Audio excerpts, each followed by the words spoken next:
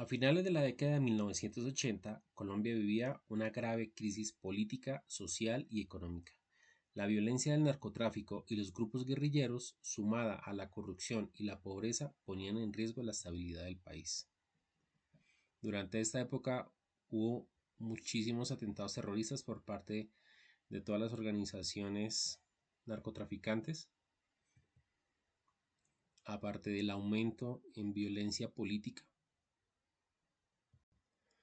Todo esto conllevó al movimiento de la Séptima Papeleta. En las elecciones del 11 de marzo de 1990 en Colombia estaba previsto escoger a senadores, representantes a la Cámara, diputados de asambleas locales, concejales municipales, alcaldes y al candidato presidencial del Partido Liberal. 6 papeletas para 6 elecciones, pero hubo una papeleta adicional a las oficiales que no estaba pautada y terminó siendo la más importante. Se llamó la Séptima Papeleta y fue repartida en las calles o impresa en periódicos para que la gente la recortara y la metiera en las cajas de votación. En ella se anunciaba plebiscito por Colombia, voto por una asamblea constituyente que reforme la Constitución y determine cambios políticos, sociales y económicos en beneficio del pueblo. Este movimiento fue clave para la creación de una nueva constitución política, que renovó el contrato social entre el Estado y los colombianos. Dicha constitución fue la Constitución Política de 1991, que nació con la intención de reformar profundamente el Estado colombiano. Estableció un sistema democrático pluralista, reconoció nuevos derechos sociales y la participación de la sociedad civil. Además, buscó darle una salida política a los diversos conflictos que asolaban al país. La inclusión de la Corte Constitucional, los derechos fundamentales y la descentralización marcaron un punto de inflexión. El impacto de la religión en la política colombiana. La Iglesia Católica ha mantenido una influencia considerable en la política colombiana, especialmente en temas como la familia y los derechos reproductivos.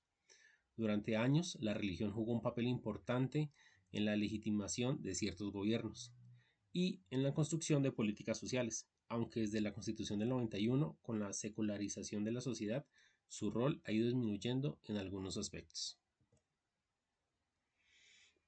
Apertura económica y TLC. En términos económicos, Colombia vivió una apertura económica desde los años 90, promovida por los gobiernos como el de César Gaviria, quien buscó modernizar la economía del país con una serie de reformas y tratados internacionales. Además de apertura económica, la privatización de empresas públicas y la reducción del papel del Estado en la economía. La firma de tratados de libre comercio con Estados Unidos, la Unión Europea y otros países permitió aumentar el comercio internacional, aunque estas reformas impulsaron el crecimiento en algunos sectores, pero también afectó negativamente a algunos otros como la agricultura, que no pudo competir con los productos importados.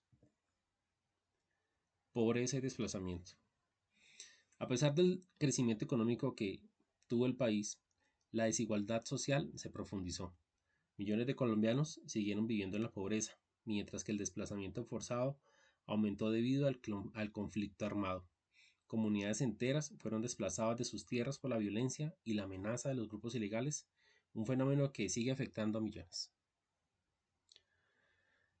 Entre las intervenciones que tuvo el gobierno colombiano, hubo una que se llamó el Plan Colombia. Mientras tanto, a finales del siglo XX y principios del siglo XXI, Colombia vivió uno de sus periodos más difíciles debido a la guerra contra las guerrillas y el narcotráfico.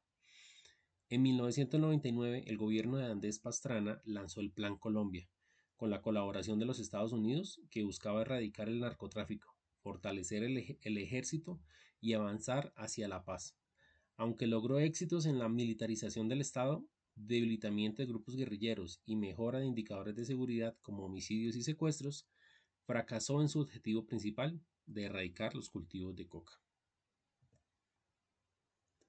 En el contexto político y la política de seguridad democrática, al comienzo del siglo XXI, la violencia y la inseguridad seguían siendo los grandes amenazantes para Colombia.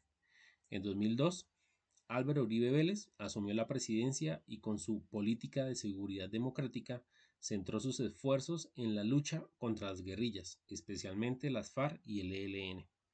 Esta estrategia permitió recuperar territorios, logró reducir los índices de violencia, pero su enfoque fue altamente criticado por su autoritarismo y por los falsos positivos. Una serie de violaciones a los derechos humanos en donde miembros del Ejército Nacional de Colombia asesinaban civiles y los hacían pasar como guerrilleros asesinados en combate. A pesar de todo esto, ocurrió la reelección. La reelección presidencial en donde Uribe fue reelecto en el 2006, un hecho controversial que marcó un precedente en la política colombiana. Fue el primero en la historia reciente en ser reelegido para un segundo mandato consecutivo, de 2004 al 2010, lo que requirió una reforma constitucional. Sin embargo, a medida que avanzaba el siglo XXI, empezaron a emerger nuevos actores políticos, entre ellos movimientos de izquierda, como una alternativa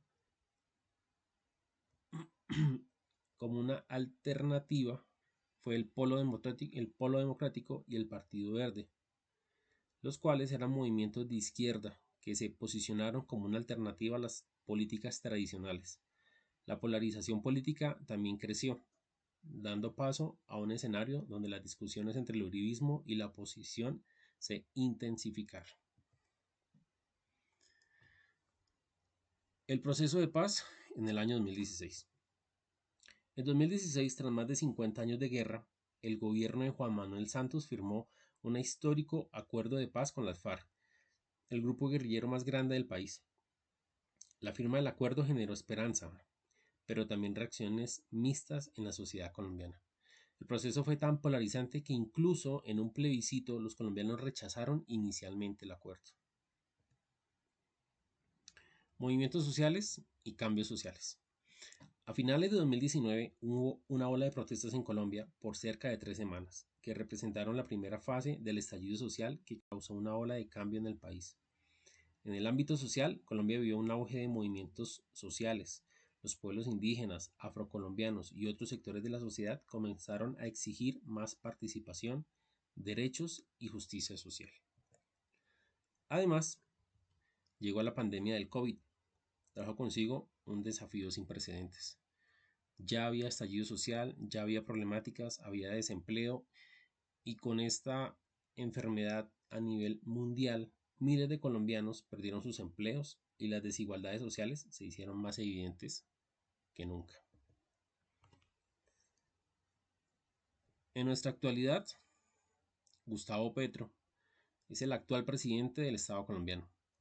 El gobierno del presidente Gustavo Petro Urrego inició el 7 de agosto de 2022, tras su victoria en la segunda vuelta de la elección presidencial de Colombia.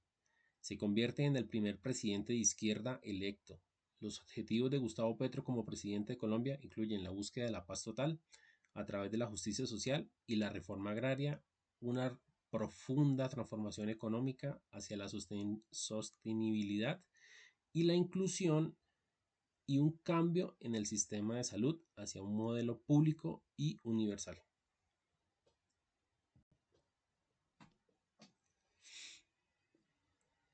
Ya para un desenlace del video, pues tenemos que hablar de los contrastes que vive nuestro país.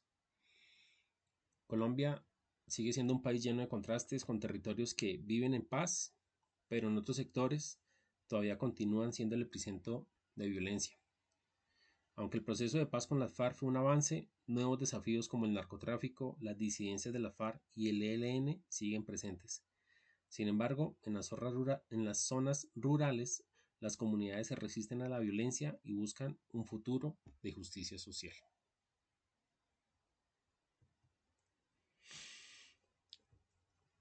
Ya como una conclusión, puedo decir que Colombia tiene un futuro incierto pero esperanzador. A pesar de todos los desafíos, la historia reciente de Colombia está marcada por la resiliencia de su gente, por su lucha constante por la paz y la justicia. El futuro sigue siendo incierto, pero la esperanza de una Colombia más justa y equitativa, sin violencia y con un sistema económico más inclusivo, es posible. El siglo XXI está lejos de terminar y aún queda mucho por escribir en la historia de Colombia. Muchas gracias.